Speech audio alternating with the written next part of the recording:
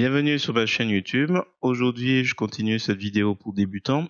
L'idée, c'est de vous montrer comment on peut faire différents tracés par rapport à la rose qui est au milieu. Alors, je vais montrer le classique contour de l'image. Ensuite, je vais vous montrer comment on fait pour faire un tracé rectangulaire aux limites de la bordure du calque. C'est important de bien comprendre ce concept. Ensuite, je vais vous montrer avec d'autres types de schémas, de formes. Et voilà. Donc voilà, ça va être trois procédés pour bien comprendre comment on procède. Donc si à la fin de cette vidéo, vous trouvez mes explications intéressantes, je vous remercie de me mettre un pouce vers le haut et de me laisser un commentaire. Et sur ce, je vous souhaite un bon visionnage. Alors c'est parti, nous voici sur GIMP, la version 2.10.34. Alors juste pour rappel, l'environnement que vous voyez ici, c'est un environnement que j'ai personnalisé, ça n'a rien à voir avec la version.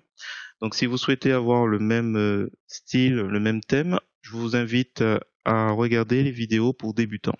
Donc je mettrai dans la description la playlist.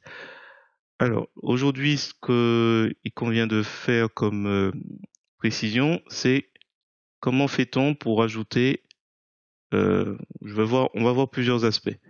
Comment déjà faire tout le contour de cette rose, comment rajouter un petit tracé blanc. Et après, là, ce que vous voyez là en jaune, c'est les limites de ce calque. Donc, j'ai pas touché. J'avais pris une très grande image, très grande image de cette rose, et je l'avais diminué. Et donc là, ce que l'on voit là, c'est les limites précédentes de ma manipulation. Alors, on va voir deux aspects.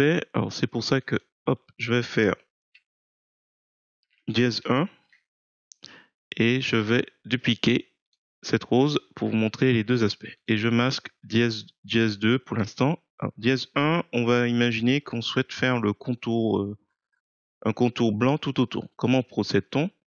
En fait, il y a deux actions. Un, on clique sur le calque concerné, donc rose en ce qui me concerne, qui est en PNG. Je vous ramène sur ma vidéo précédente. Je fais alpha vers sélection. Et en faisant ça, hop, il y aura une sélection qui va se dessiner tout autour des zones où il y a des pixels. Voilà. Et qu'est-ce qu'il suffit de faire après? C'est juste tracer, donc édition, tracer la sélection. On trace. Alors, tracer une ligne. Donc ce que je vais faire, c'est que je vais lui mettre hop, la couleur blanche en couleur premier plan. Donc j'aurais pu choisir ici comme ça, tranquille. Ou prendre les couleurs par défaut et intervertir et changer. Donc couleur blanche en couleur de premier plan.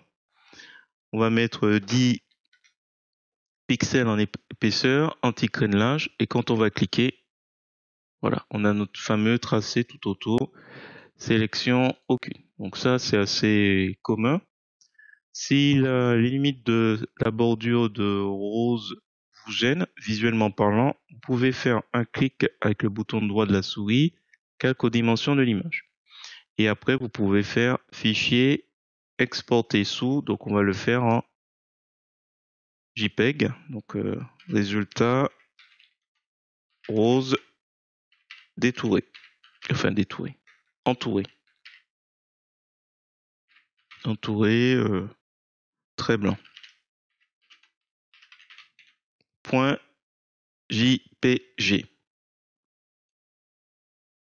Exporter.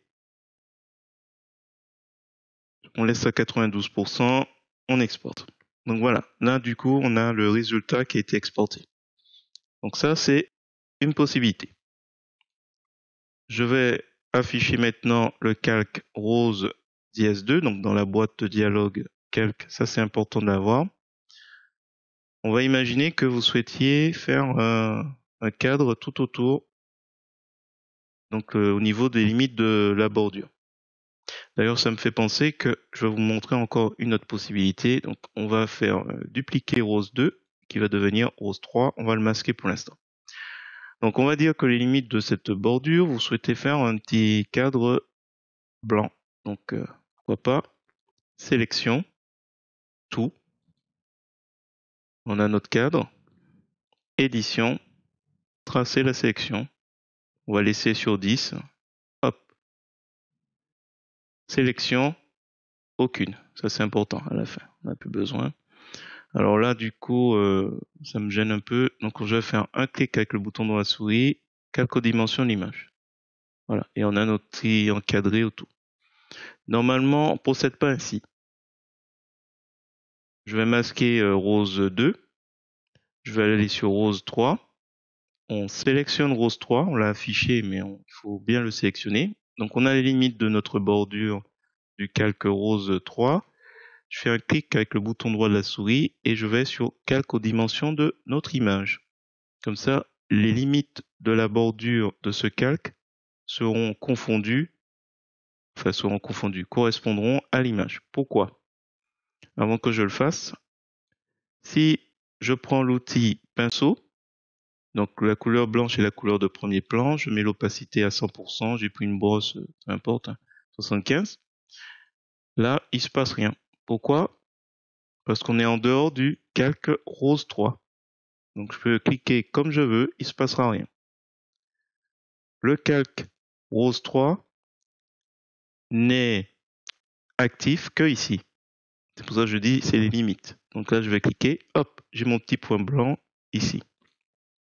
Donc CTRL Z, CTRL Z, CTRL Z, on annule. Donc ça veut dire quoi?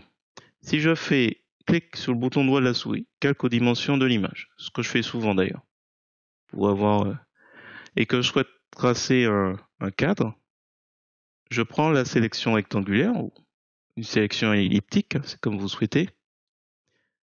Donc je vais faire elliptique et elliptique à l'intérieur. Hop. Donc là je fais mon petit cadre qui est beaucoup plus grand que l'image. Je vais faire un cercle après. Et là, donc première action, j'ai pris la sélection rectangulaire. Dans les options de l'outil, je suis sur remplace la sélection actuelle. Donc ça c'est par défaut. Et le reste est décoché. Il n'y a pas de coin arrondi, il n'y a pas adoucir, il n'y a pas étendre depuis le centre. Il n'y a rien qui est coché. Édition, comme tout à l'heure, tracer la sélection. Donc on reste sur du blanc. Tracer, couleur plane, anti-crénelage, toujours 10, je trace. Voilà. Et j'oublie pas, sélection, aucune. Toujours 3 actions. Voilà, donc là j'ai mon petit cercle et ça peut être aussi une sélection elliptique. Alors je vais tracer, alors là c'est normal, il est coché pour étendre depuis le centre. Je décoche fixer et étendre depuis le centre puisque je ne souhaite pas faire un cercle parfait. C'est une ellipse. Donc on essaie d'entourer notre rose. Voilà, et là, donc sélection elliptique, édition, tracer la section, tracer et voilà. Et là, on fait sélection aucune. Voilà. Donc là, on a procédé de 3 façons différentes. Donc ça, c'est rose 3, rose 2 et rose 1. Voilà. Si vous avez apprécié cette vidéo, je vous remercie de mettre un pouce vers le haut et de me laisser un commentaire. Et n'hésitez pas également à vous abonner à ma chaîne pour voir d'autres contenus sur GIMP, LibreOffice ou GMIC. Et sur ce, je vous dis à bientôt.